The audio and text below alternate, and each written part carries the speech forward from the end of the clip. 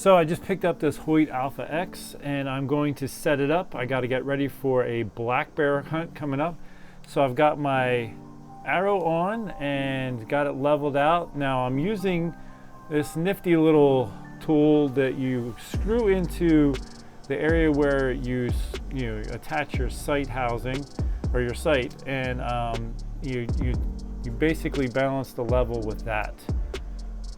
And so now I've got my D-loop tied on. I'm just checking the draw stop timing, and as you can see, this one is much more advanced than the other end, so that means I got to add a little twist to the end that is closer to the string.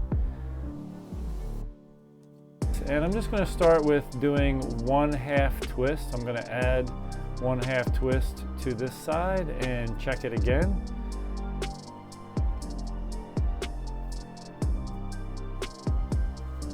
All right, I got it back on the bow, the draw board, and just the teeth on the winch that pulls it back. Just this is where they kind of end, and you can see if they're in time or not, and they weren't. So I put on another 1/2 twist and checked it again, and we're looking pretty close, but not exact. So I just did another 1/2 twist, checked it one more time, and this time I'm happy with it. It's looking pretty good. So draw stop timing for me, that's good for right now. I'm going to move on to the next thing, which is going to be install the peep sight. Now you basically set my peep sight the same height from the top of the D-loop on every bow. So, and I'm basically, most of the bows, or all the bows I'm shooting, are about a 33-inch axle to axle, so it's pretty consistent. So I marked it, and I'm putting the peep sight in the string. The next thing I want to do is just double check to make sure that that is the right height. So it's looking pretty good.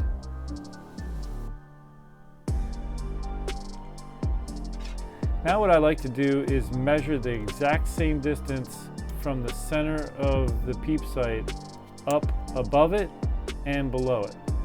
Now what I have found is that the peep sight likes to be right in the middle of where you tie it in at, and so that's why I measure the same distance, so that basically the knot that you put on the string above the peep sight is going to be the same exact distance as it is from the knot you put below the peep sight, and it just likes to stay right there.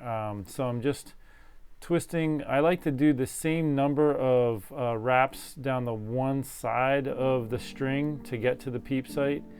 So I'm talking about after the knot, wrapping it around. I usually do about 4 times, go around the peep sight itself, and then on the opposite side, wrap it about 4 times to the lower knot. And again, I'm paying attention to the mark I made.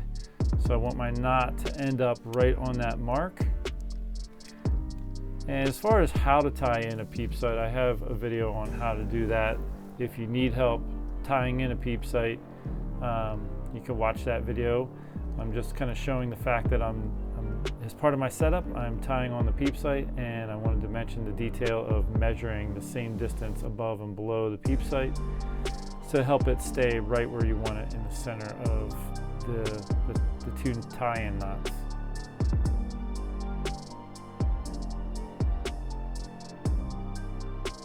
All right, just double check that.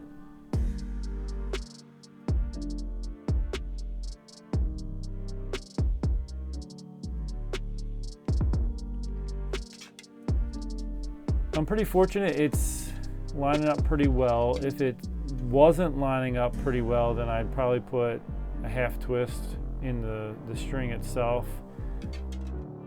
Okay, so I did paper tuning.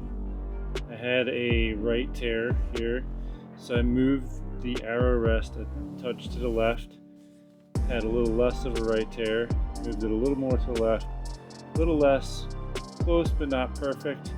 And then I went outside and I did, after I sighted it in at 20 yards, I did walk back tuning.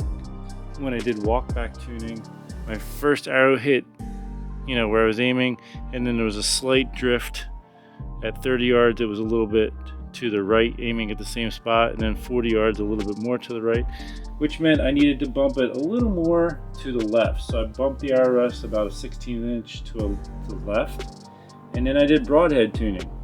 I shot both the G5 Montec, which is on the right, and the Exodus on the left, and both arrows hit slightly high and to the right a hair, which meant I needed to move the arrow rest down a hair and to the left.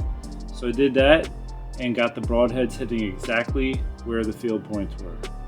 All right, at this point, I've got the bow all set up, and I have a target 15 yards over there. I have got the bow sighted in, and it's hitting right where I want, so let's just take a shot here for you.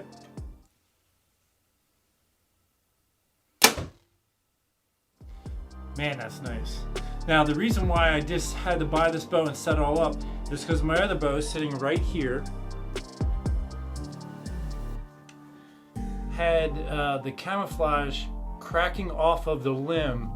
I'm going to take a picture and show you up close here. Now, it was possibly just the camouflage cracking off, but anytime something like that happens, you have a major concern for the limb getting compromised. And so I just got a set of limbs to replace these. All right, folks, jumping in here, I did make a video on swapping out the limbs on this bow. Stay tuned for when I air that. But the reason why I was setting this bow up is because I was taking it on a spring black bear hunt, which I'm about to air for you. It's going to be probably one of my next videos. Interestingly enough, on the hunt, I met a guy from the state of Iowa where I live. He's actually a different area of Iowa, but he makes custom strings, and he's going to make me a set of custom strings for this bow. So I'm going to be doing a video of changing the strings and cables on this bow. Also, I never cleaned up my arrow. This end arrow right here is the one I shot my bear with, and I got to get to that. So there's still the remnants of blood on that. You got to stay tuned for that. I'm going to teach you some of the lessons I learned on my bear hunt. All right, let me just tell you real quick what I put on it. So I had this old Trophy Ridge quiver I put on, and I had an older limb driver arrow rest that I put on there. It's the V series. And then I had a black gold sight that I put on it, and then older stabilizer. So basically, I just was trying to save money by using some equipment I had laying around from in the past. One last thing I want to mention. So traditionally, whenever I was setting up a limb driver style rest, which is what this is, I would set the limb, the cable right around the edge of the cam here. And what I discovered on this particular model, with the way the cams are all laid out, the putting it there did not allow for the rest to come in the full upright position, and so I had to move it back just to about right where the cable runs on the cam right there. So this is their 2004 or 2024 model. So if you ever get one like this, check it out, make sure that it's operating correctly for you. Stay tuned to the next video, because I'm going to share with you all kinds of great information from my black bear hunt, and then probably I will show a video on, well, maybe putting the limbs on that bow, or maybe replacing the strings and cables on this bow with the new ones that this guy Matt's going to set up for me. And maybe I'll even get a chance to get some video with him so you can meet him in the video where I'm going to put the new strings and cables on. We'll see. Take care, and God bless.